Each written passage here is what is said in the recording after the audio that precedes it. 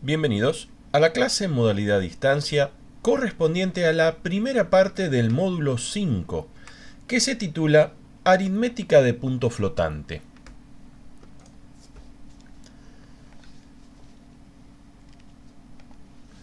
Bueno, para esta primera parte, que es un poquito más corta que la segunda, vamos a abordar una pregunta central, que es ¿por qué razón tenemos que contar en la computadora con un hardware diferente al que ya teníamos? Veníamos de ver cómo funcionaba, cómo se implementaban los algoritmos de la representación de punto fijo, hablamos de sus ventajas, sus desventajas, aprendimos el concepto de overflow, vimos cómo se hacían las operaciones. Ahora tenemos el hardware de punto fijo. ¿Por qué razón necesitamos un hardware diferente? Bueno, hay que motivarlo. Porque como decíamos, si habíamos criticado que por ejemplo en signo magnitud hacía falta hardware sumador y hardware restador, imagínense, para motivar la necesidad del hardware de punto flotante no es solamente un sumador, un restador, es todos los algoritmos hay que reimplementarlos en hardware para tener, bueno, a nivel de hardware la representación de punto flotante. Entonces hay que hacer un trabajo fino viendo por qué razón lo necesitamos. Y la verdad que ese trabajo fino es no muy largo, pero tiene ciertas sutilezas que hace falta que en algún momento, por ahí a la segunda vez que lo analizamos, nos caiga la ficha, ¿no? Ese momento que uno dice, ahí lo entendí, ahí la agarré. Como se dice, le cayó la ficha, ¿no? Necesitamos que nos caiga la ficha de por qué lo que tenemos, que es la representación de punto fijo, si bien se podría adaptar, tiene ciertos problemas, que es lo que vamos a hablar en esta primera parte del módulo, razón por la cual, bueno, tiene sentido contar con ese otro hardware, porque increíblemente en todas las computadoras, los celulares, tabletas, televisores smart, en todos, tenemos duplicado el hardware. Hay un hardware para sumar en punto fijo y también hay uno para sumar en punto flotante. Y la verdad que es llamativo, ¿no? Tener todo por dos. Bueno, inclusive está más que duplicado, ¿no? Después los procesadores es común, hasta los celulares tienen múltiples núcleos, entonces está como, no solo está duplicado, está cuadruplicado, octuplicado, en fin. Pero en este caso vamos a ver, inclusive en una computadora que tenga un solo núcleo, por qué razón está replicado.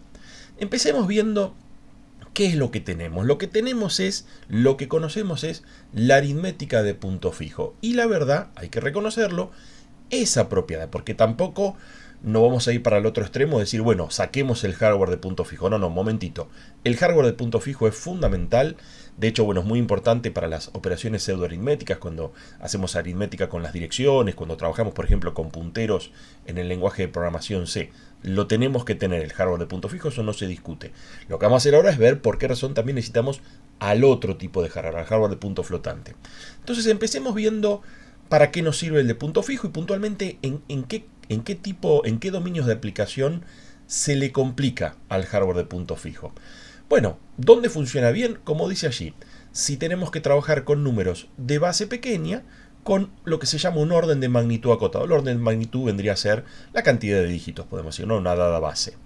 Por ejemplo, si tomamos una representación de 32 bits convencional, normalmente vamos a estar trabajando con un rango, bueno, será simétrico, asimétrico, ¿no? Dependiendo, ustedes saben si es signo magnitud, complemento a la base disminuida, pero el rango va a ser típicamente más menos 2 a la 31 menos 1.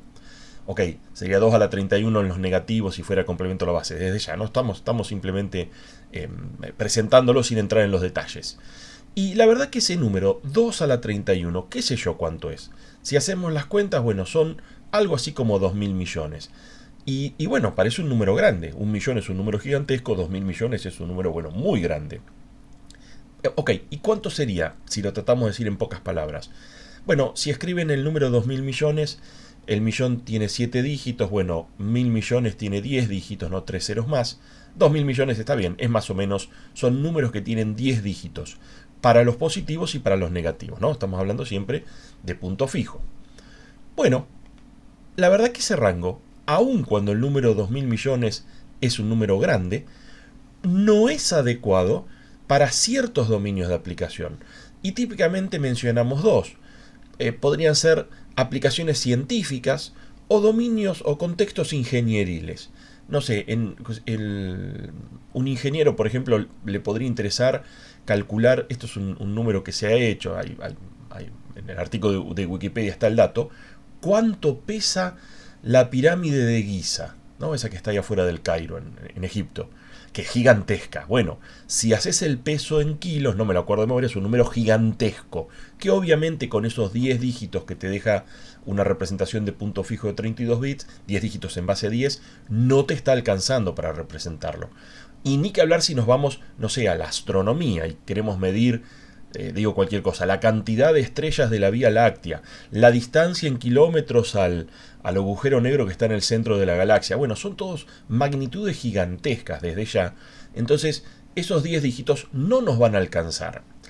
Y nos pasa lo mismo si nos vamos para el otro lado. Si en lugar de manejar o tratar de manejar números grandes, queremos trabajar con números pequeños. Un ejemplo que está bueno, siempre usaba, hay científicos, químicos, físicos que miden el tamaño de las moléculas, la distancia, no sé, el tamaño de los átomos, del tamaño de los electrones, hacen ahí unos experimentos bárbaros. Hablando de cosas pequeñitas, algo que está muy de moda es, seguramente todos habrán visto la foto, el famoso bicho, ¿no? El coronavirus. Entonces está como el redondelito que es el núcleo, bueno, la parte central, porque tampoco tiene membrana, ¿no? Es difícil decir cuál es el núcleo del virus, y tiene como esos rayitos, esa corona, de ahí el nombre, y te hablan del tamaño de esos rayitos, de esas, bueno, que son las llaves que le permiten entrar a las células y qué sé yo. Bueno, todos nos hemos transformado en pseudo expertos del coronavirus de tanto escuchar las noticias. Pero en particular, estaba viendo cuando un médico hablaba, un infectólogo hablaba de eso, contaba la longitud de los bracitos del coronavirus y utilizó una unidad que ya ni me acuerdo, pero era la mil millonésima de milímetros, unos números extremadamente pequeñitos, números que con esos 10 dígitos de precisión tampoco te alcanza. Necesitas mucho más que 10 dígitos para representar, decíamos, los bracitos del coronavirus. Así que estamos en problemas, tanto para trabajar con números grandes como para trabajar con números pequeños. De repente, para armar un sistema de stock y facturación del kiosquito de la esquina, estaríamos bien. ¿Cuántos, no sé, paquetes de cuántos caramelos va a tener el kiosco? No va a tener 100.000 millones de caramelos, va a tener, no sé, 1000 caramelos. O sea, son números representables con 10 dígitos. Pero cuando nos movemos a esos otros dominios de aplicación, como los que comentaba recién, la verdad que esos 10 dígitos que nos permite expresar punto fijo de 32 bits nos queda corto. Obviamente alguno estará pensando, ay, pero ya hacemos una compu de 64 bits. Es verdad, 2 a la 64 es un número mucho más grande bueno, 2 a la 63 es mucho más grande que 2 a la 31, pero de nuevo, podemos ir a buscar un ejemplo, un dominio de aplicación donde tampoco nos alcance. Entonces, tenemos ahí un problema si queremos usar la aritmética de punto fijo para todo.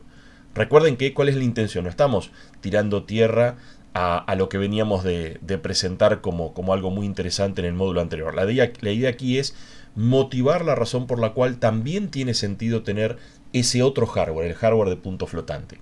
Hablando justamente de punto flotante, es lo que suelen hacer los científicos. Los científicos, cuando escriben sus trabajos científicos, no escriben los números con 200 dígitos de precisión. Lo que hacen es usan una notación abreviada, lo que se conoce típicamente como notación científica, que bueno, otro nombre que lleva la notación científica es la notación de punto flotante. Es decir, lo que se hace mucho es hacer uso, cuando uno va a comprar, por ejemplo, la unidad base de peso es el gramo, pero ¿quién compra pan en gramos? Vos decís, dame medio kilo. O sea, noten cómo ahí nomás ya estamos usando otras unidades. En realidad, estamos usando de alguna manera esta notación científica. La notación científica es la que te permite expresar un determinado número como si fuera el producto de una mantisa, es el nombre que se le dice, digamos, un número, se multiplica por un exponente, el cual está elevando una cierta base, ¿sí? La fórmula sería que el número real que estamos representando, uso la letra F en la idea de que sea un número flotante, un float, como se usa en los lenguajes de programación, va a ser el resultado de multiplicar un cierto número llamado mantisa, puede ser un número fraccionario típicamente, se va a estar multiplicando a una determinada base B larga, la cual es elevada al exponente E. Esto hace que el número se construya de una manera diferente a lo que veníamos haciendo en punto fijo. Bueno, está bien, uno puede pensar, pero esto es muy costoso. Si criticamos, por ejemplo, a signo magnitud, porque para sumar había que comparar y la comparación era una resta y la resta es pesada. Acá estamos hablando de que hay un producto. Bueno, un segundo. Es un producto de digamos, es multiplicar por una cierta base. Ustedes saben que multiplicar por 10 o 10 elevado a una potencia, multiplicar por 100, multiplicar por 1000, es verdad que es un producto, pero ¿cómo lo implementamos todo? Si tenés que multiplicar algo por 10, agarras la coma y la corres un lugar. Digamos, perdón, multiplicar por 10, le agregás un 0 al final. Que a final de cuentas también es correr la coma del lugar, ¿no? Si lo piensan, es como si uno tiene el número 25. En realidad es el 25,0. Y si lo multiplicas por 10 te da el número 250. Fíjense, es como que si la coma se corrió un lugar a la derecha. Típicamente multiplicar por la base elevado a un exponente no se lleva adelante utilizando el hardware de multiplicación, sino que directamente se corre la coma del lugar. Bueno, justamente tanto m como e deben ser números signados. ¿Por qué? Bueno, m es un número signado para permitirme expresar números positivos y números negativos. ¿Y por qué el exponente tiene que ser signado? Esto es muy interesante. Si el exponente es signado, me permite multiplicar por b larga elevado a un exponente positivo, con lo cual logro hacer un número más grande, pero si el exponente es signado, también me deja multiplicar por b larga elevado a un exponente negativo. ¿Qué sería multiplicar por b larga elevado a un exponente negativo? Bueno, ustedes saben, si el exponente es negativo, ese producto es como si fuera un cociente. O sea, sería, si el exponente e es negativo, sería sería agarrar a m y dividirlo por b larga elevado, bueno, al valor absoluto del exponente, en el caso que el exponente era negativo. ¿Qué me permite hacer eso? Me permite agarrar a m y como lo voy dividiendo, lo voy pudiendo hacer más pequeñito. Es decir, la notación científica me permite, dentro del mismo planteo, manejar lo que no estábamos manejando bien en punto fijo. Esto es, los números muy grandes, en este caso van a ser exponente positivo, y los números muy pequeños, en este caso van a ser con exponente negativo. Es interesante, es una alternativa, es una forma diferente de hacer las cosas. Ok, la pregunta que se impone, después en la segunda parte de este módulo naturalmente nos vamos a adentrar en la implementación de las operaciones, en la codificación de la mantisa, de la base, todas esas cuestiones. Pero por ahí la pregunta que se impone es ¿qué tanto jugo le puedo sacar yo a los 32 bits que en el caso de punto fijo me daba para representar números de 10 dígitos? Siempre hablando en base 10, ¿no? Porque 32 bits me deja representar números de 31 bits en binario. Ustedes saben que un bit se va en el signo. Y en el caso de la base 10, bueno, no está tan claro de que ya haya un dígito entero a codificar el signo. Digamos, si hacemos el cambio de base, nos da más o menos 10 dígitos. Está bien, 10 dígitos, siendo que el primero tiene que ser a lo sumo un 2, en fin, con una pequeña restricción. Pero redondeando es números de 10 dígitos. La pregunta que se impone, y vamos a tratar de contestar, es ¿gano algo al pasar la representación a punto flotante? ¿Voy a poder representar números con más dígitos? Tanto números más grandes o más pequeños. Tratemos de contestar esa pregunta. Supongamos que tenemos los mismos 32 bits de precisión. Digamos, comparemos peras con peras, ¿no? O sea, un hardware de 32 bits punto fijo con un hardware de 32 bits punto flotante. Bueno, esos 32 bits los tenemos ahora que repartir. Antes los 32 bits en punto fijo eran, nada, la significancia, el número. Ahora necesitamos repartir esos 32 bits para codificar dos números. Ustedes saben, en punto flotante, acabamos de verlo recién, ustedes saben, si me escucharon recién decirlo, en punto flotante, el número se va a codificar como el producto de la mantisa por la base elevada al exponente. ¿Y por qué digo 2? ¿Qué pasa con la base? Bueno, ahí vemos cómo podría ser una repartición tentativa de los 32 bits. Por ejemplo, yo postulo, lo podemos cambiar, pero en este ejemplo lo desarrollamos así. Asignemos 22 bits a la mantisa, asignemos 10 bits al exponente. Ahí están los 32 bits. Como verán, no estoy guardando bits para B larga. B larga no necesito almacenarla, digamos, la base de la representación se asume implícita. Es decir, si estamos trabajando Por ejemplo, en punto flotante uno puede decir vamos a trabajar con base 2 o uno puede decir vamos a trabajar con base la que sea, ¿no? Eso después lo vamos a discutir cuáles son bases razonables de utilizar en la electrónica. Típicamente la base 2 es una base viable, pero hay otras bases también.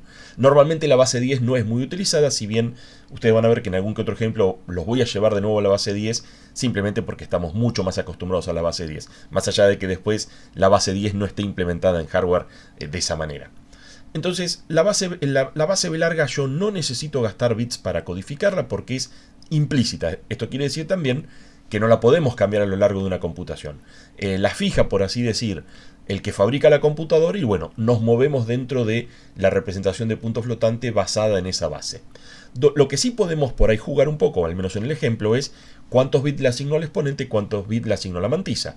Y la suma de los bits asignados a esos dos elementos no pueden superar los 32 bits que vendría a ser el tamaño de los bits del registro, el tamaño de palabra del procesador o lo que venga a ser. Uno podría decir acá, momentito, pero ¿tendrá que ver con la cantidad de bits de la ALU de punto flotante? No, típicamente los bits de los registros enteros son el tamaño del ALU de punto fijo, ¿no? Digamos los registros convencionales. Después suele haber otros registros aparte que son los que se utilizan para la aritmética de punto flotante, pero aquí en este caso, como yo estoy queriendo comparar qué me conviene más o cuál es más adecuado, qué cambia, qué gano, estamos haciendo como una comparativa con la misma cantidad de bits. En la práctica, por lo general, los registros, digamos, les contaba hoy que el hardware tiene las dos implementaciones, punto fijo y punto flotante. En la práctica, por ejemplo, para una computadora de 64 bits de punto fijo, suele tener más de 100 bits de punto flotante. ¿Sí? Esto no es común que tengan la misma cantidad de bits. Aquí forcé la misma cantidad de bits justamente para llevar adelante la comparativa. Entonces, a ver, ¿qué vamos a lograr? ¿Qué rango voy a lograr con esta asignación de los 32 bits a M y a E? Bueno, el planteo aquí era tomar, por ejemplo, los primeros 22 bits para M, los restantes 10 bits para E, y bueno, para hacer las cuentas parecidas, por así decir, a lo que hicimos antes, asumamos una base B larga igual a 2. Bueno, ¿qué voy a poder representar? Tengo que ver cuál es el rango que voy a poder representar con 22 bits de mantisa, tengo que ver cuál es el rango que voy a poder representar con 10 bits de exponente, y cómo combinando ambos para formar el número en punto flotante, ver la pregunta que se impone: ¿qué rango tiene esta codificación, esta representación de punto flotante? Y la pregunta que quiero contestar a final de cuentas es: ¿tendremos mejor rango? ¿Podré codificar números con más dígitos usando una representación de punto flotante en lugar de la de punto fijo? Recuerden las siglas, no, FXP por el inglés era punto fijo y FLP también por el inglés es punto flotante. Bueno, contestemos la pregunta. Recordemos, con 32 bits podíamos codificar 10 dígitos si hacemos la comparativa en base 10. Muy bien, si vemos cuánto podemos codificar en punto flotante, bueno, asumido por ejemplo signo magnitud, ponemos el exponente en este caso con signo magnitud, vamos a poder codificar números de 500 dígitos en base 2. ¿Por qué razón? Bueno, porque como le dimos 10 bits al exponente, 2 a la 9, 2 a la 10 es 1024, así que 2 a la 9 es 512. Es decir, puedo codificar 511 para el lado negativo y 511 para el lado positivo. Es decir, yo puedo escribir un número que tenga 500 dígitos, no importa si es un número 0, con 500 dígitos en base 2 de parte fraccionaria o un número de 500 dígitos en base 2 de parte entera, ¿no? Digamos, si es positivo o negativo el exponente. Pero son 500 dígitos en base 2. Igual no estoy pudiendo hacer la comparativa. 10 dígitos en base 10, 500 en base 2, ¿cómo se compara? Bueno, hagamos el cambio de base. Esta representación de punto flotante, con la misma cantidad de bits que la representación de punto fijo, que me dejaba codificar 10 dígitos en base 10, me deja codificar 150 dígitos en base 10. Noten que multipliqué, por así decir, la cantidad de dígitos que yo podía codificar por 15. No lo dupliqué, lo multipliqué por 15. Es notable la mejora. Y ni que hablar si después, como les contaba, en la práctica, si la computadora tuviera 32 bits para la parte entera, tal vez tendría, no sé, 50, 60, 70, 80 para la parte de punto flotante. Entonces es todavía más grande la diferencia, si bien la comparación es injusta, ¿no? Porque para tener, no sé, 70, 80 bits de punto flotante estás gastando más hardware. Pero bueno, ¿por qué se hace eso? Ahora lo vamos a conversar. También va a ser un punto de discusión justamente. Entonces, no sé si los logro intrigar con esto del punto flotante. Parecería ser que algo hay. Con el punto flotante estoy pudiendo arreglar de alguna manera la limitación que tenía punto fijo. Muy bien. Bueno, acá hice algunas suposiciones para resolver esta cuestión de cuántos números de qué tamaño podía estar representando. La verdad que, después lo vamos a ver más en detalle, la mantisa podría estar representada en cualquiera de los tres sistemas que vimos. Signo magnitud, complemento a la base disminuida, ningún problema.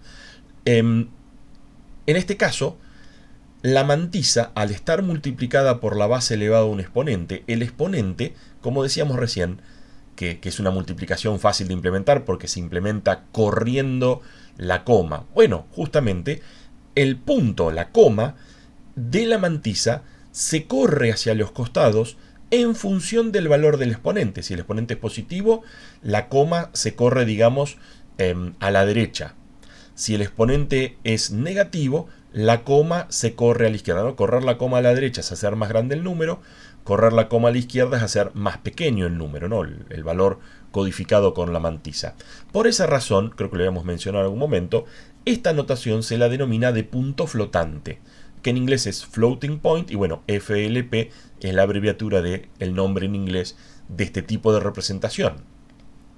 ¿Qué pasa con el exponente? Bueno, con el exponente podés hacer exactamente lo mismo, porque también estás codificando un número con signo, o existe una codificación específica que es muy conveniente usar en los exponentes, que después vamos a ver más en detalle. O sea, también podría estar codificado en signo magnitud, un complemento a la base, bueno, o en esa notación exceso que después vamos a ver que sirve puntualmente para los exponentes.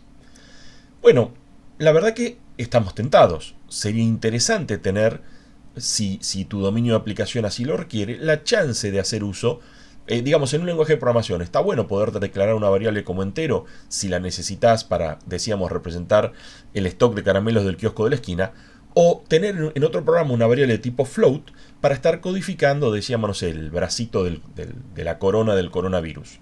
O sea, está bueno tener la libertad de poder resolver problemas en esos dominios de aplicación tan distintos. Pero por ahí la pregunta que se impone es qué pasa con el hardware. Voy a estar, un poco les adelanté que necesitamos un hardware diferente. ¿Por qué necesitamos un hardware diferente? Es una buena pregunta.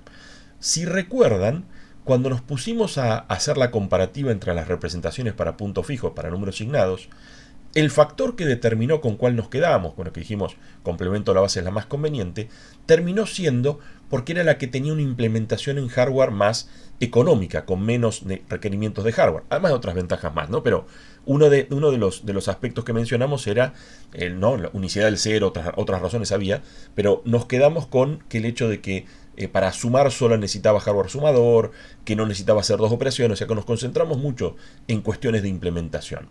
Si vamos a ese punto, justamente para punto flotante, vamos a necesitar un hardware totalmente diferente al de punto fijo. No podemos reutilizar la ALU de punto fijo para implementar o para resolver operaciones en punto flotante. Me imagino que están anticipándose. ¿Por qué? Porque los algoritmos para operar con punto flotante, donde el número se representa como una mantisa y un exponente, nada tienen que ver con los algoritmos en donde los números se representan simplemente como los dígitos, como eran los que ya vimos de punto fijo. Ciertamente los algoritmos son tan distintos que el hardware que va a correr esos algoritmos, que va a implementar esos algoritmos, obviamente va a ser muy diferente. Si tenemos presente que si una computadora permite trabajar a nivel de hardware en punto flotante, necesita ese hardware adicional. Si atamos los cabos, lo que estamos diciendo es que las computadoras que te dejan trabajar en punto flotante, a nivel de hardware quiero decir, necesariamente serán más costosas. ¿Por qué hago esta aclaración? Si recuerdan cuando hicimos al comienzo de la materia la evolución histórica, habíamos mencionado que en algún punto la ley de Moore, la disponibilidad de transistores, nos permitió incorporar dentro del CPU el coprocesador matemático. En ese momento era, bueno, la computadora era la 486.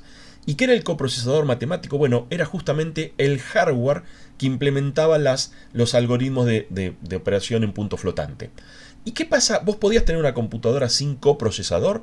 Sí, claro, te la vendían sin coprocesador a las computadoras anteriores. Ahora, bueno, ahora te compras un CPU, por más modesto que sea, tiene el coprocesador adentro y no podés comprar un CPU que no venga con punto flotante. Pero tal vez se lo están preguntando o no, o les siembro la duda. ¿Cómo hacías si tenías una computadora sin punto flotante para resolver problemas, como decíamos recién, de naturaleza científica o ingenieril? Bueno, y volvemos a otro concepto de esas primeras clases. ¿Cómo haces para resolver algo para lo cual el hardware no está a disposición? Muy simple, aplicamos la ley de equivalencia de hardware y software y lo que había era una rutina, una librería estándar que implementaba las operaciones de punto flotante a nivel de software. Obviamente, como se imaginarán, el costo que se paga, digamos, nos ahorramos el coprocesador, pero el costo que se paga es a nivel de desempeño. Obviamente que lo que está implementado en software no va a tener el alto desempeño que logras con lo que está implementado en hardware. Con el paso del tiempo se vio que era realmente útil el punto flotante, entonces no se discute la importancia o la necesidad de contar con las operaciones de punto flotante implementadas a nivel de hardware. Incluso en las computadoras RISC, ¿no? Que ustedes saben, las computadoras RISC son esas que son muy amarretas y gastan hardware lo menos posible. Bueno, esas también, digamos, los celulares, la arquitectura de los celulares, tienen las operaciones de punto flotante también implementadas a nivel de hardware. Ok, entonces, antes de aceptar y firmar, bueno, te pago el costo de ese hardware adicional, me voy a transformar en el abogado del diablo y plantear, ¿no sería más razonable tratar de resolver esos mismos problemas ingenieriles y científicos usando el hardware que ya tenemos? Vieron que siempre, esto es muy común en las empresas, que tiene que haber alguien como que te trata de argumentar en contra, y lo interesante de hacer eso es que te permite, bueno, arribar a conclusiones mejor fundamentadas. En lugar de decir, bueno, vamos para aquel lado, cuando discutís por qué vamos para aquel lado, como que construís las razones por las cuales ese es el mejor camino. Entonces, acá como se trata de algo importante, como el hardware de punto flotante es voluminoso y costoso, vamos a tratar de justificar el por qué hace falta o es razonable pagar ese costo adicional. Y empiezo a abrir el paraguas porque la verdad que esta argumentación, como les contaba al comienzo, es sutil. La verdad que si te cae la ficha, bueno, si tiene la suerte que les caiga la ficha de uno, va a decir, era obvio. Y si no, se van a quedar pensando o los voy a perder con los detallecitos finos. Obviamente vamos a usar ejemplos y qué sé yo, pero en algún punto los tratamos de formalizar esos ejemplos y en la formalización aparecen por ahí lo que todos tememos, símbolos matemáticos, fórmulas matemáticas y ese tipo de cosas. Pero voy a tratar de que se entienda el concepto central y después, si el concepto se entiende, por ahí después ver por qué, cuando lo ponemos concretamente en un ejemplo con números, como decía recién, con fórmulas matemáticas, queda justificado. Desde ya les adelanto, esta clase es cortita, pero es de las que posiblemente la parte que viene ahora tal vez la tengan que escuchar una segunda vez hasta que caiga la ficha. Arranquemos. La pregunta es la que está allí al final. ¿Podemos, por qué no, o tratar de usar el hardware de punto fijo para resolver los problemas de punto flotante? Veamos qué pasa. Bueno, obviamente, tal vez ahí en el título de la transparencia les voy adelantando que a final de cuentas la respuesta va a ser no, se nos va a complicar, va a haber inconvenientes. Pero bueno, vayamos a cómo arranca la cosa. Las primeras computadoras tenían solamente hardware de punto fijo, hardware FXP. Muy bien, cuando tenías que hacer algún cálculo científico, recuerden que los primeros cálculos eran de naturaleza científica, las tablas de artillería, qué sé yo. ¿Qué se hacía? Bueno, tenías que ir redondeando, ¿no? Si un número daba con coma y tu hardware no tenía coma, bueno, la redondeabas, ¿no? Era como si vas al kiosco y compras los caramelos y te dicen 7 pesos y decís, uy, no tengo moneda, bueno, te dan 10 o te cobran 10. Como que uno va redondeando para cuando no tenés cambio, o en este caso en el hardware de punto fijo, tal vez no tenías parte fraccionaria. Ok, ningún problema. Claro, cuando estás resolviendo cosas tan importantes como decíamos las tablas de artillería, hay aspectos que a nosotros nos da lo mismo, ¿no? O sea, vos haces el software, haces el sistema y dio 25 y le decís al cliente, toma, dio 25 y te lava las manos, no te importa nada. Porque realmente el trabajo nuestro de la gente de computación es construir el software, construir el sistema. Claro, el cliente es el que te impone ciertos requisitos. Es el que te va a decir, che, pará, yo necesito más precisión. Otro te va a decir, yo necesito más nivel de significancia, que los dígitos de la respuesta que me estás dando, que no estén muy redondeados, sino que tengan muchos dígitos expresando valor. Y también, obviamente, como arrancamos diciendo, algún cliente te puede decir, no, mira, yo soy astrónomo y necesito representar números en este rango. Y bueno, nos tenemos que acomodar, tenemos que trabajar con lo que el hardware nos da y con lo que el cliente nos pide, y nosotros somos el nexo entre esas dos cuestiones. En esas primeras computadoras, a nivel de hardware, y esto, digamos, acá por ahí estoy siendo injusto, en otras computadoras era diferente, pero estoy tratando de construir el ejemplo que les decía hoy para motivar al hardware de punto flotante. Podemos asumir que las computadoras hacían uso intensivo, eran computadoras de punto fijo, en este caso fraccionaria. Entonces, con todos los dígitos que tuvieran de precisión, lo que hacían era codificar valores en el intervalo unitario -1 más 1. O sea, eran números punto fijo fraccionario, obviamente con signo. Entonces codificaban desde el -1 al 0 y del 0 al +1, ¿no? En ese rango. Muy bien. ¿Qué pasa cuando venía un cliente y te decía, yo quiero codificar 5 caramelos? Y decía, no, el intervalo unitario no llega a 5. ¿Qué tenemos que hacer? Algo hay que hacer. Como somos muy pragmáticos, agarramos lo que nos dan y lo tratamos de ajustar a lo que nos piden. Cuando digo somos, hablando en plural, la gente de computación. La idea es que si esa magnitud que vos tenés que trabajar dentro del sistema era o muy grande o muy pequeña para el rango que trabajabas a nivel de hardware, nosotros los programadores nos hacíamos cargo de ir siguiendo la posición de la coma. ¿De qué manera? Bueno, en lugar de codificar el 5 caramelos con un número 5 que no me entra en el rango -1 más 1, al número 5 tal vez lo podemos codificar, no sé, con un 0,5. Pero pará, 0,5 y 5 no es lo mismo. Bueno, pero pará, es un 0,5 y yo a nivel de programa, cuando el hardware me dice que el resultado es 0,5, lo voy a mostrar por pantalla, lo multiplico por 10. En el momento de mostrarlo por pantalla, ¿sí? No en el hardware. Y cuando digo lo multiplico por 10, de nuevo, no lo puedo multiplicar por 10 en el hardware de punto fijo de la computadora, porque esa computadora tiene un intervalo de -1 más 1 a nivel de los registros. O sea, daría overflow. No. Esa multiplicación por 10, que 10 es la base, sería simplemente correr la coma de lugar. O sea, el hardware me dice 0,5 y yo muestro por pantalla el 5. ¿Me siguen la idea? Nosotros a nivel del software manejaríamos el corrimiento de la coma, bueno, cómo lo estamos codificando. Lo que dice allí, el programador es el responsable de seguir la posición de la coma en los resultados intermedios. A nivel de hardware el 5 nunca va a estar representado, va a estar codificado como un 0,5. Es decir, ¿qué pasa con lo fuera de rango? ¿Qué pasa con ese escalamiento que estábamos teniendo que manejar allí? Cuando por ejemplo vos tenés un 0,9 y le sumás 0,1 y te da 1, bueno, 1 por ahí justo en el intervalo está cerrado. Tenés un 0,9 y le sumás 0,2. Bueno, ahí te da un overflow. Ese overflow, ustedes saben, el hardware lo señala.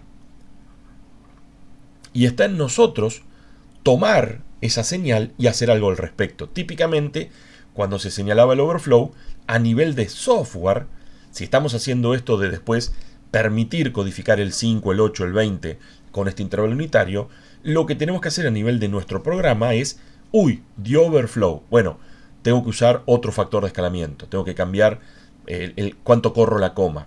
Y por ahí volver a computar el resultado, porque, de nuevo, 0,9 más 0,2 dio overflow, dio error. Por ahí hay que volver a computar esa suma con las magnitudes escaladas. Y todo eso lo vamos haciendo nosotros a nivel del programa. Bueno, el otro día en la consulta de los martes habíamos conversado de la crisis del software.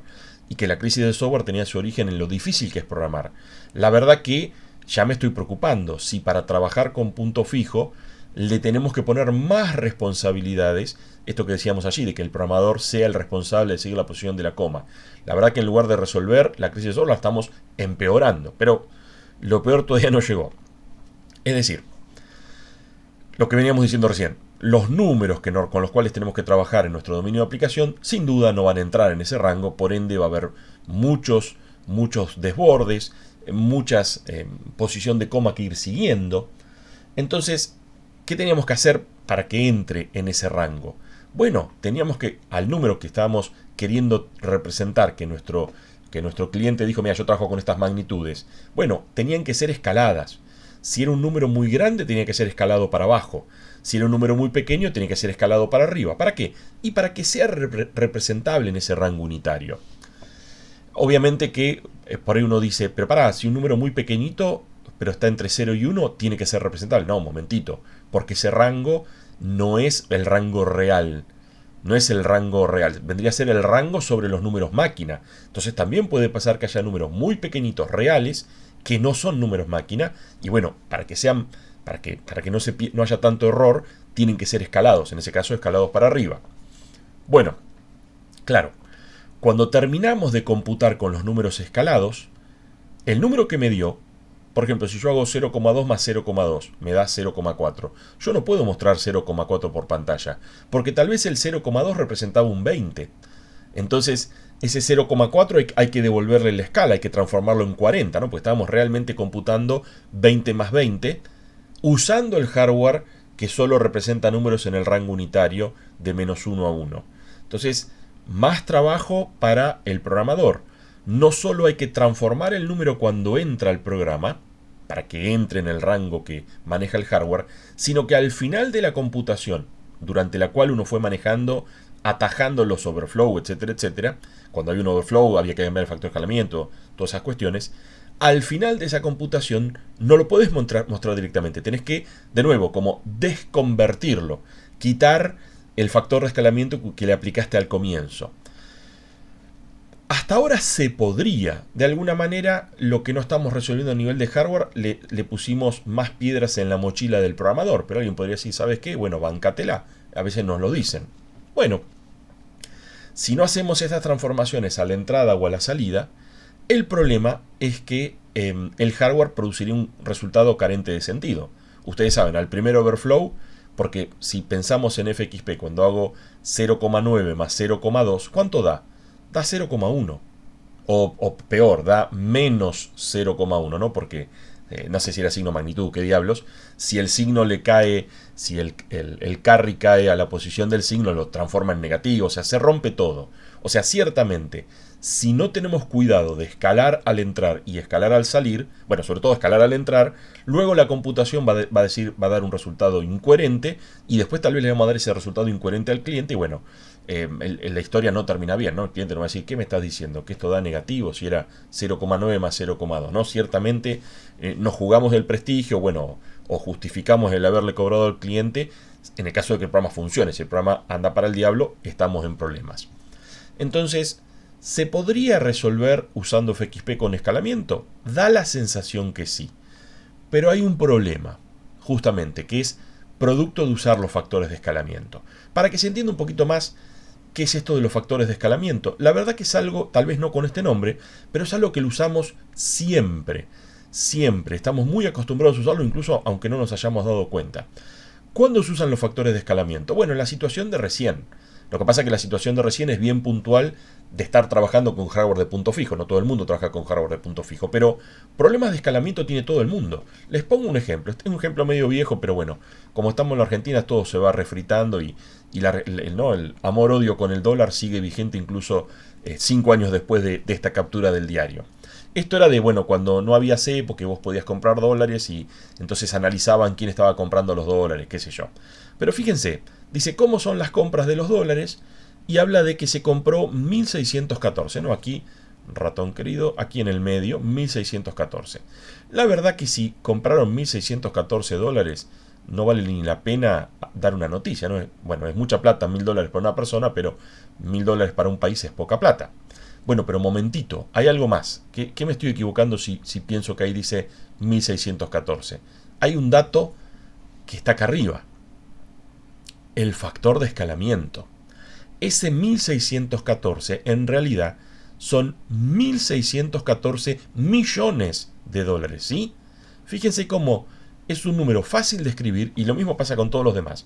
Con este 107, los 38, 108, son números que los pude escribir con pocos dígitos. Desde ya que traje un ejemplo de cómo cualquier persona entiende esta cuestión de los factores de escalamiento, pero en todo momento piensen que estamos después queriéndolo llevar a una computadora. O sea, aquí tendríamos una computadora que tiene, por ejemplo, 4 dígitos de precisión, de nuevo, base 10, es un ejemplo. Tiene 4 dígitos de precisión y sin embargo puede codificar números mucho más grandes, porque este de acá sería el número 38 millones, un número de 8 dígitos, y lo estoy codificando con solo 4. Y acá estoy codificando un número todavía más grande, un número de 10 dígitos, y lo codificó solamente con 4. ¿Se entiende por qué digo que este número tiene 10 dígitos? Porque en realidad, al 1614, creo que lo tenía en la animación, al 1614 lo tengo que multiplicar por el factor de escalamiento. El 1614 sería lo que estoy representando como punto fijo, y el factor de escalamiento sería, bueno, lo que el programador tiene que manejar, que es cuando mostraste el 1614 por pantalla, a nivel del programa nuestro, después imprimimos 6 ceros a continuación. Porque este 1614 realmente representaba el número 1614 millones. No me quiero meter en la cuestión del dólar o qué se hacían con las ventas, qué sé yo, sino simplemente fíjense cómo es algo que lo vemos todo el tiempo. Ni que hablar cuando cuentan, no sé, la deuda externa, la cantidad de billetes que hay de pesos en circulación. Son todos números gigantescos, entonces siempre se utilizan factores de escalamiento. Muy bien. ¿Y qué problema hay con usar factores de escalamiento? Vamos a ese punto. Cuando queremos usar factores de escalamiento, tenemos que en algún lado dejar anotado qué factor de escalamiento estamos usando. Yo no puedo mostrar la transparencia de recién y borrar la parte que decía en millones de dólares. O sea, el factor de escalamiento tiene que estar. Si no, carece de sentido el número. 1614 no tiene ninguna relación con el 1614 millones, que era el número correcto. Acá es donde por ahí se empieza a poner un poquito más áspera la cosa. Recuerden, estábamos trabajando o queriendo trabajar con hardware de punto fijo que tenía n dígitos de precisión y recuerden que era fraccionario, ¿sí? Entonces, trabajando con una cierta base B, lo que nos aparece es hacer uso de un factor de escalamiento. En el ejemplo de recién, el factor de escalamiento era millones. Obviamente el ejemplo recién era base 10, porque era para que lo entienda la gente que leía el diario. Entonces la base sería 10 y el factor de escalamiento, si eran millones, ¿cuánto sería? 6, ¿no? Porque es 10 a la 6, es un millón. Entonces, si estuviéramos en base 2 pasa exactamente lo mismo. El factor de escalamiento es correr la coma una cierta cantidad de lugares y eso tiene un problema.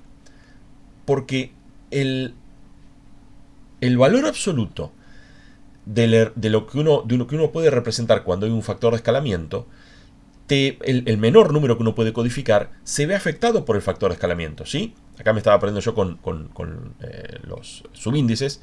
¿Por qué está expresado así con un menos adelante? Bueno, porque era fraccionario, ¿sí? Cuando estamos retomando el ejemplo anterior, allí, ¿cuál era el menor número que se podía codificar? Bueno, era b a la menos n. Pero ahora ese número b a la menos n se ve amplificado, por así decir, por el factor de escalamiento. ¿Sí? ¿Por qué? Bueno, porque el número está siendo multiplicado por el factor de escalamiento. A ver si lo podemos entender. Cuando amplifico el número que estoy codificando por el factor de escalamiento, obviamente que el error que se puede llegar a producir, que es el que está acá abajo, ¿no? Es el que hablábamos recién, es el b a la k menos n, o si quieren, b a la menos n más k. El más k es la amplificación. B a la k es un número agranda al b a la menos n. Entonces, el factor de escalamiento agranda el error que uno podía cometer. Porque tiene sentido, se escala todo. Se escala el rango, y creo que lo tenía. Se escala el rango, por ende también se escala el error. Digamos, ¿por qué estoy pagando el costo de que se me escala el error? Bueno, porque transformé, gracias al factor de escalamiento, transformé mi intervalo unitario del menos 1 más 1 a, ¿qué cosa? A menos b a la k más b a la k. Fíjense cómo lo multipliqué por b a la k. ¿Qué es lo que nos permitía hoy codificar con el número 1614, en realidad el número 1614 millones? ¿Sí? Note, con un número más pequeño logré codificar un número más grande gracias al factor de escalamiento. Pero empezamos a ver que no es gratis usar factores de escalamiento. Porque, bueno, el factor de escalamiento, multiplicar por un millón a cualquier número, ¿qué va a hacer? Le agrega 6 ceros al final. Entonces, ¿cuál va a ser el menor error? ¿Yo voy a poder tener un error de 500, un error de 1000? No. Si tengo 6 ceros al final, el error más pequeño que puedo cometer es 1.000.000. ¿Sí? O sea, es 1 multiplicado por el factor de escalamiento. ¿Me van siguiendo la idea? Hay un punto central acá.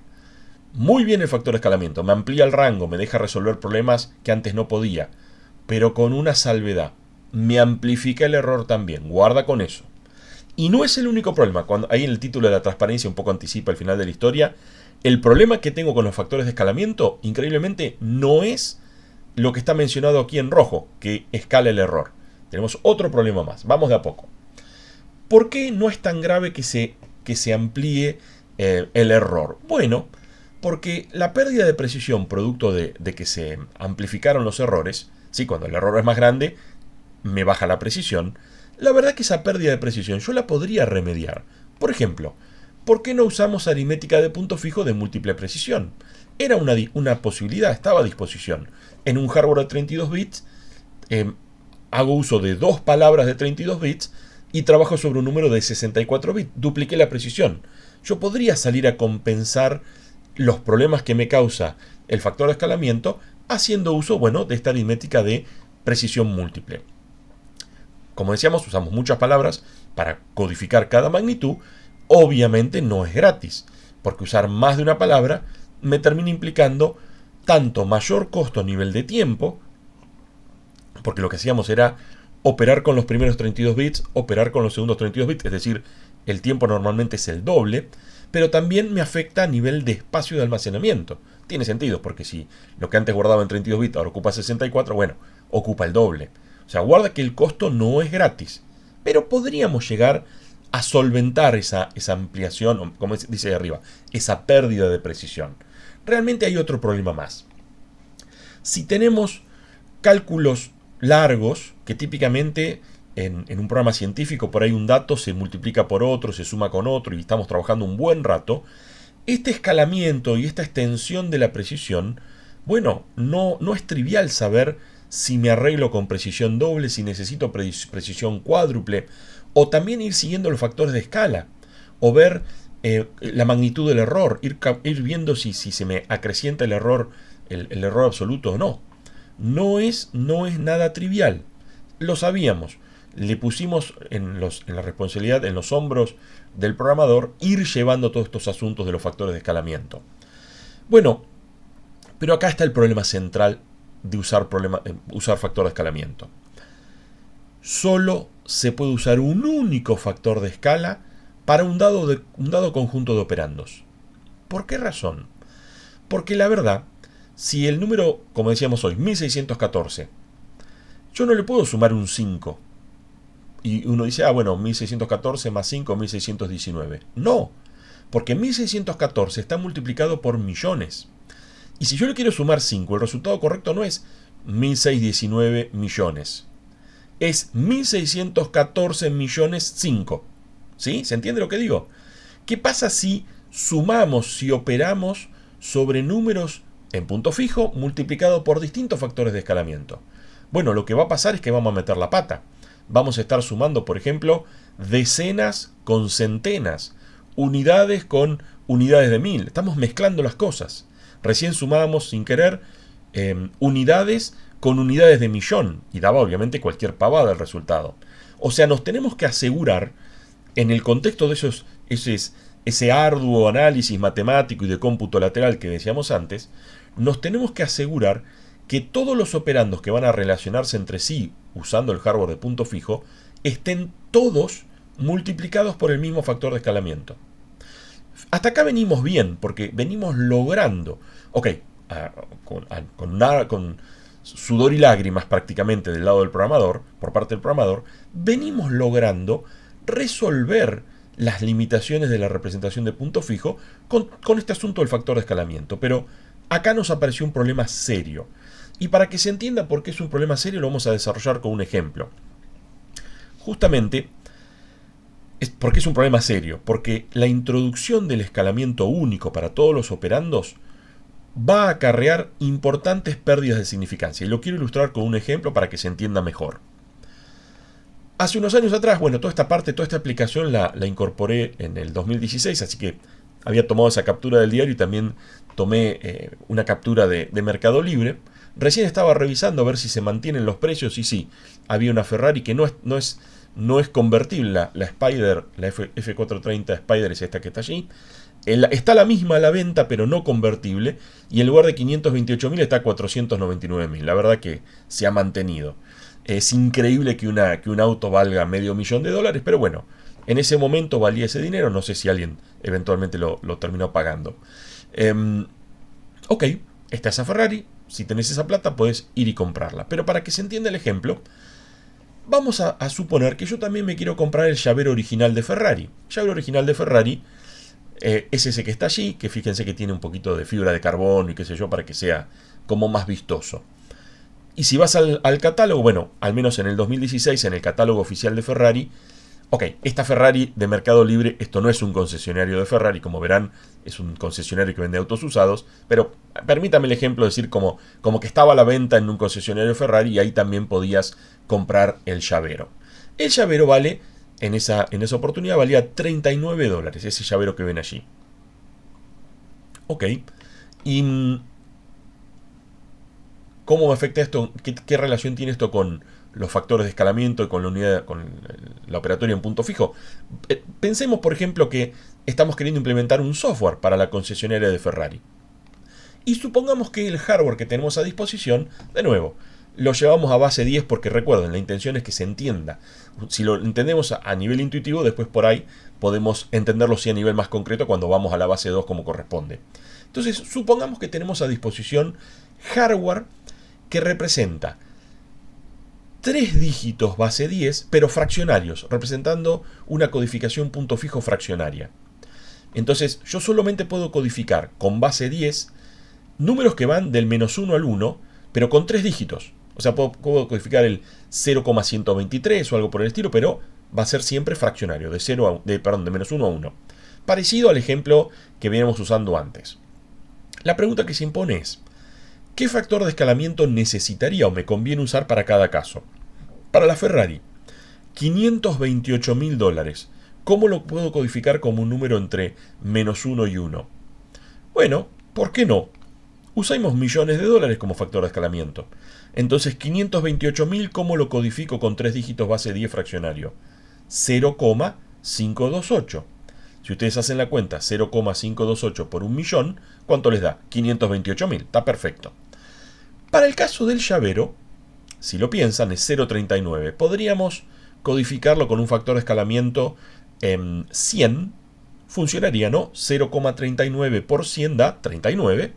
Pero bueno, un poco para que nos sean más fácil las cuentas o usarlo mentalmente, y además porque tenemos 3 dígitos, supongamos que codificamos para el llavero con factor de escalamiento 1000. ¿Y cómo hacemos 39 con un factor de escalamiento 1000? Muy fácil, sería 0,039. 0,039 por 1000, ¿cuánto da? 39. Fíjense cómo es una multiplicación, espero que la vayan pudiendo hacer más o menos conmigo. Se resuelve simplemente corriendo la coma. ¿Cuántos lugares corremos la coma? Tantos lugares como ceros tenga el factor de escalamiento. ¿Por qué? Bueno, porque ¿cuánto es 1.000.000? El 1 con 6 ceros.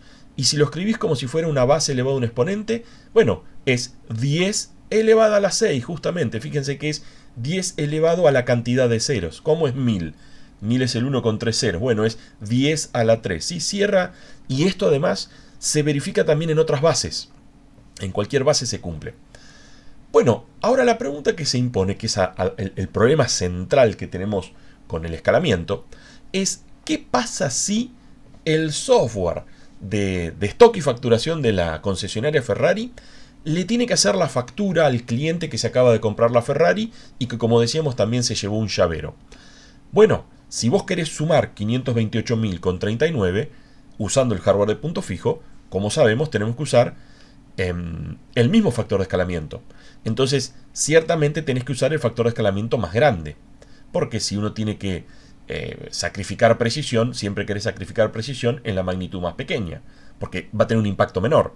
Por ejemplo, si a la Ferrari la redondeamos de 528.000 a 500.000, perdiste $28.000. Si al llavero de 39 lo redondeas a 30, perdiste $9. ¿Se entiende la idea? Siempre hay que sacrificar, digamos, al que menos magnitud tiene, que en este caso sería el que menor factor de escalamiento tiene. Obviamente, la Ferrari con la codificación de millones de dólares, decíamos, se codifica 0,528. Pero si vamos a sumarlas, ¿no? Para que le genere el total que tiene que pagar el cliente, con el factor de escalamiento millones de dólares, con la representación que te permite codificar 3 dígitos base 10 fraccionarios, ¿cómo se codifica el 39, el costo del llavero? Recuerden, con el factor de escalamiento millones de dólares. Bueno, se codificaría, espero no perderme, 0,000039. Pero ahí gasté 6 dígitos, tengo solamente 3. Si lo codifico con 3 dígitos al número que les acabo de decir recién, ¿qué número queda? Bueno, queda 0,000. ¿Qué pasó? Bueno, lo que pasó es que hubo un error de redondeo. El número correcto era 528.039 y producto de las limitaciones en la cantidad de dígitos que el hardware me permite, me quedó 528.000. ¿Qué estamos diciendo? Bueno, las limitaciones del hardware de punto fijo y estar utilizando o tener que utilizar un único factor de escalamiento para todas las magnitudes hizo que le regalemos el llavero. La verdad que no está mal, ¿no? Si te compras una Ferrari de $500.000, te tienen que regalar el llavero, te tienen que regalar, no sé, la valija, ¿no? Te tienen que regalar un año de seguro, ¿no? Te pueden regalar un montón de cosas, porque estás comprando un auto que vale, no sé si lo tienen presente, ¿no? $528.000 son algo así como 120 millones de pesos, o sea, es un billete, ¿no? Lo que te sale ese auto.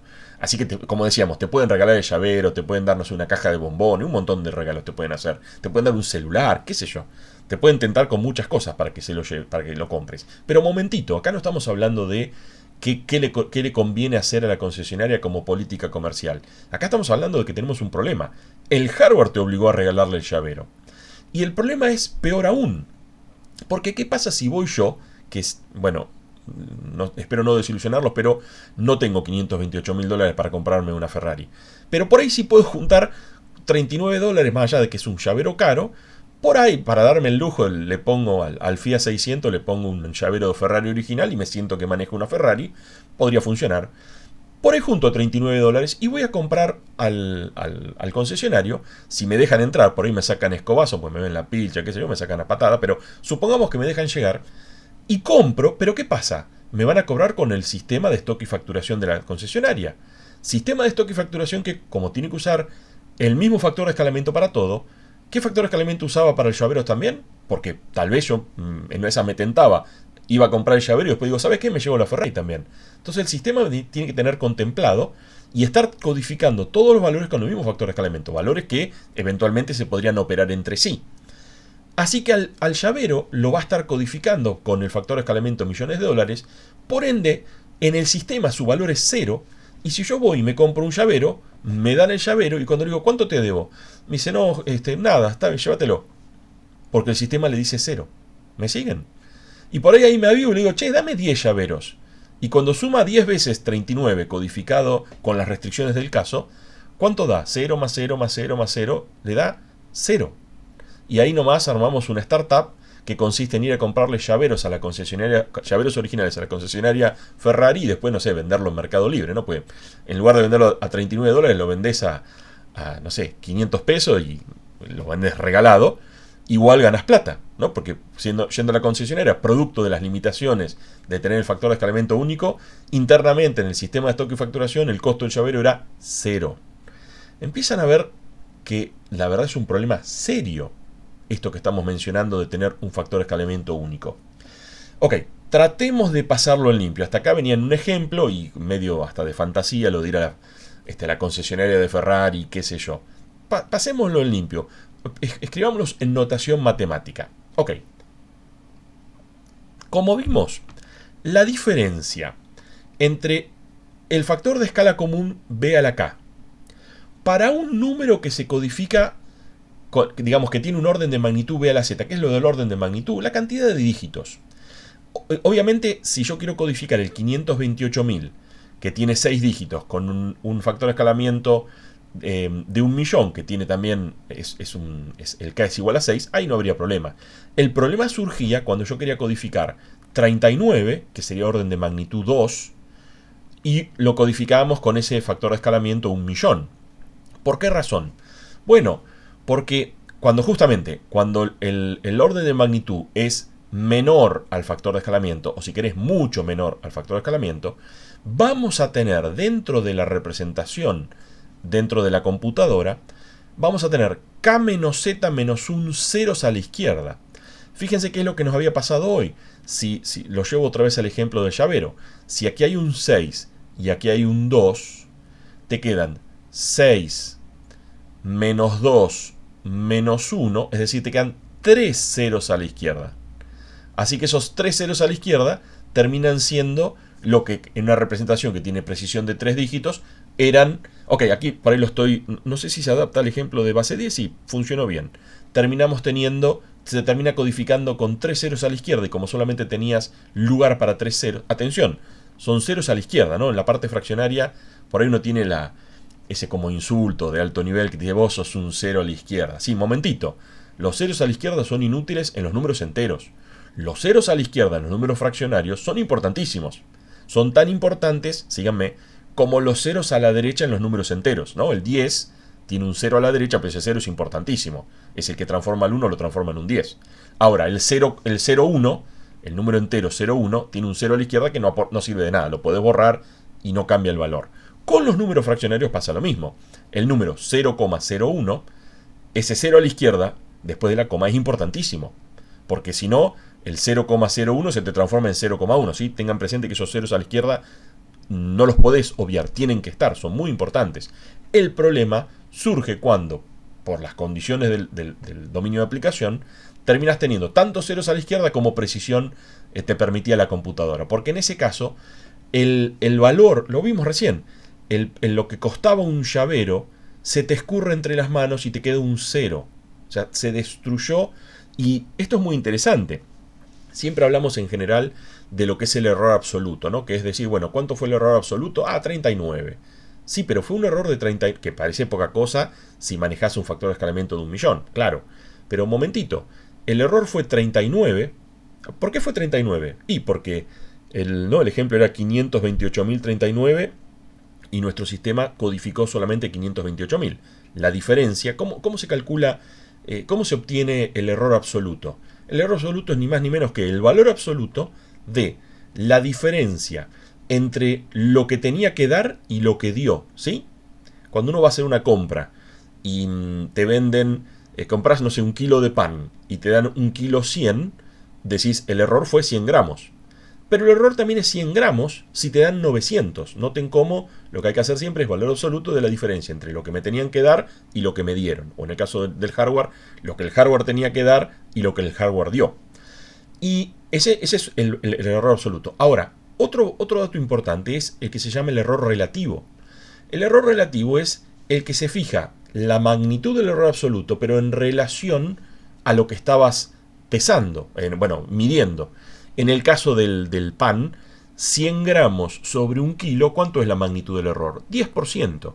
Lo mismo si te daban 900 o te daban 1100. El error es del 10%. La verdad que una balanza en una panadería con un error relativo del 10% es una porquería de balanza que, no sé, va a hacer fundir a la panadería. No, a menos, distinto es si el panadero es canchero y siempre te pone un milloncito más, no hay ningún problema, ¿no? Porque, bueno, están hechos los números y vos te vas contento, pedís un kilo, pagás un kilo y te llevas un kilo 100. Es verdad, lo que te pagó, vos pagaste un kilo, el empresario, digamos, ganó para reponer ese kilo y más también, ¿no? Porque, bueno, la gente que trabaja, los panaderos, trabajan de panaderos no por amor al arte, sino para, mantener a la familia, darle de comer a la familia, obviamente. Así que es importante ver la magnitud del error relativo. Y volvamos al ejemplo del concesionario. Dijimos, el error absoluto con el llavero era 39, pero ¿cuánto era la magnitud del error relativo si comprabas 2-3 llaveros? Bueno, era 39 el error y era 39 el valor del llavero. O sea, el error relativo es del 100%. Ahí eso es absolutamente inaceptable. Un error relativo del 1%, bueno, vemos, por ahí lo podemos aceptar. Por ahí el cliente dice, ¿cuánto es la magnitud del error relativo? 1%, bueno, me arreglo, lo tengo presente. Pero si vas y le decís, che, el error es del 100, tipo te mira y te dice, si vos querés encima que te pague por haber hecho este programa, o sea, se va la miércoles, no lo va a aceptar nunca. Así que guarda, es un problema no serio, es muy serio. Ok, retomemos lo de tratar de formalizarlo. Bueno, lo que decíamos recién, justamente el del llavero, ¿no? Si vos tenías 3 dígitos y le generaste 3 ceros, bueno, esos 3 ceros a la izquierda, ¿no? Los ceros que no podés obviar, esos ceros se comieron la precisión. Entonces, tu número termina, en el ejemplo de recién, terminaba constando de un máximo de 0 dígitos. Estábamos completamente al horno, ¿no? Se nos complicó completamente. Está bien, ustedes dirán, pero justo era el auto era caro, el llavero era barato, tenías pocos dígitos. Bueno, pero esas condiciones se pueden dar en algún dominio de aplicación tranquilamente. Entonces, esto es lo que hace esa pérdida de significancia, es lo que yo explotaba para hacer la pyme de ir y comprarle llaveros al concesionario. Digo, dame 10 llaveros, ¿cuánto es? 0, bueno, tomá, y después lo vendías a cualquier precio en Mercado Libre a pura ganancia. Justamente, la pérdida sucesiva de significancia, el hecho de que cada vez tengas más ceros a la izquierda, que digamos no aportan significancia, dada una secuencia de operaciones, va a terminar desencadenando situaciones singulares, como por ejemplo que me llevé la caja de llaveros y pagué 0. Absolutamente singular la situación, ¿no? Obviamente que no va a pasar. El del concesionario, cuando ve que pasa eso, hará la cuenta con papel y lápiz, me cobrará los $390, o sea, no me lo va a regalar, y después llamará al muchacho de sistemas que le hizo el software y él se va a quejar, ¿no? Le va a decir, devuélveme la plata, esto no funciona, es una porquería. Y tiene razón. Obviamente que esa cadena de situaciones singulares, el hardware no va a estar en condiciones de resolver. Como les decía recién, el propio vendedor de la concesionaria se tiene que dar cuenta y decir, pará, no le confío más al hardware, ¿no? Porque el hardware está diciendo pavadas. Error del 100% es una flor de pavada. Con esto estaría la explicación de por qué la verdad que con solamente el hardware de punto fijo no me puedo arreglar. Pero tenemos un problema, nos explotó algo en la cara. ¿Cómo lo corregimos? Bueno, la verdad que la respuesta a todo esto que venimos señalando, lo de que no me alcanza el rango, lo de que si uso factores de escalamiento tengo pérdidas de precisión, lo de que si uso factores de escalamiento tengo pérdidas de significancia, la respuesta a todos esos cuestionamientos se resolvieron inclusive en la década del 40, fíjense hace cuánto tiempo. Bueno, sobre el final de la década del 40. Porque ¿qué pasó? Ni bien surgen las computadoras con el hardware de punto fijo, aparecieron todos estos problemas, ¿no? Empezaron a ver que la magnitud o los errores relativos eran altísimos. Bueno, inclusive no tengo el dato, pero me imagino que les debe haber pasado. Cuando vos metías la pata en la concesionaria y regalabas el llavero, bueno, perdías $39, no es tan grave. Pero si vos metías la pata en el cálculo de las tablas de artillería, moría gente. O sea, ahí sí el impacto iba gente presa a ese nivel. No es que se quejaban de, uy, tu software anduvo mal, te prendían fuego la casa, ¿no? Era un tema complicado. Rápidamente le encontraron la solución es lo que adelantamos, hacer uso de la aritmética de punto flotante, y hay una idea extraordinaria. Normalmente, esto lo van a ver muchas veces en la carrera, o al menos a mí me gusta siempre destacarlo. Las ideas más brillantes, por ejemplo, les pongo un ejemplo que tal vez hayan escuchado hablar, el chico Einstein, ¿no? Que es un físico brillante, premio Nobel de física, etcétera, etcétera. Él es famoso por la teoría de la relatividad. Vos mirás el paper, el trabajo científico donde postula la teoría de la relatividad, tiene una carilla. Es increíble que en una carilla haya, resuelto uno de los grandes misterios de la ciencia hasta ese momento. Y para colmo, todo eso se centraliza, tal vez escuchaban mencionar o vieron el capítulo de Los Simpson que pasa por atrás flotando, el famoso E igual a mc al cuadrado. Es una fórmula hasta con poquitas letras y resuelve uno de los misterios de la física. Es increíble. Obviamente Einstein tuvo una idea brillante porque obviamente era un tipo brillante. Entonces, esa es una buena manera de detectar una idea brillante. Es cuando es una idea simple y además en general resuelve un problema importante. ¿Cuál es la idea brillante en este caso? Fíjense qué es básica, qué elemental que es la idea. El problema no es el factor de escalamiento. El factor de escalamiento es súper útil. El problema es el factor de escalamiento único, ¿sí? Eso era lo que nos complicó la vida. Entonces, ¿qué tal si permitimos que el hardware haga que el factor de escalamiento vaya tomado de la mano del número a lo largo de la computación. Esta idea, este pequeño cambio, ¿qué permite hacer? Seguro que cuando vos, si tenés el hardware tan acotado de 3 dígitos, cuando sumás lo que salió la Ferrari y lo que sale el llavero, como la Ferrari tiene factor de escalamiento más grande, va a destruir la significancia del precio del llavero y te va a terminar dando 528.000, es decir, le vas a estar regalando el llavero al que te compró la Ferrari. Pero cuando vayamos nosotros a comprar un llavero o 10 llaveros, ahí el factor de escalamiento del llavero, que era miles, va a seguir en vigencia, porque no apareció el factor de escalamiento millones. Entonces, cuando compres un llavero te van a cobrar 39, cuando compres 10 llaveros te van a cobrar 3.90.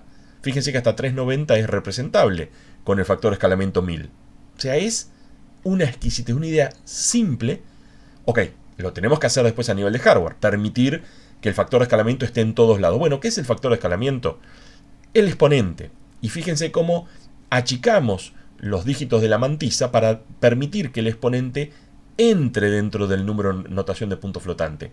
Y ese número, es decir, que al costadito tiene al factor de escalamiento, que es lo que llamamos exponente, va a ir de la mano.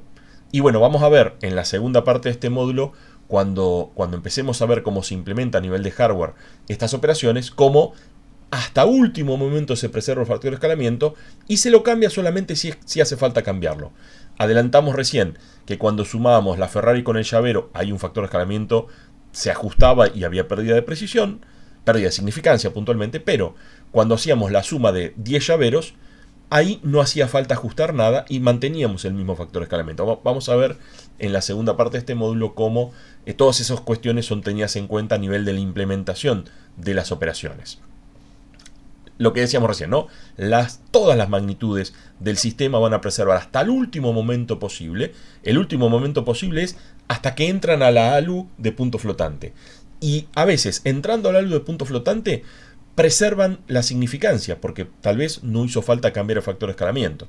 Obviamente, cuando entró la Ferrari y el llavero, bueno, el precio del llavero se destruye, ningún problema. Caemos en lo de que te llevaste la Ferrari, te regalo el llavero. Bueno, espero no haberlos confundido en exceso. Cerremos acá, vamos a dejar que decanten las ideas, a ver si cae la ficha, como decíamos al principio, y arrancamos la segunda parte desde cero, frescos, ahora sí viendo la implementación de las operaciones de la aritmética de punto flotante. Pero, como es costumbre, por el momento dejamos acá.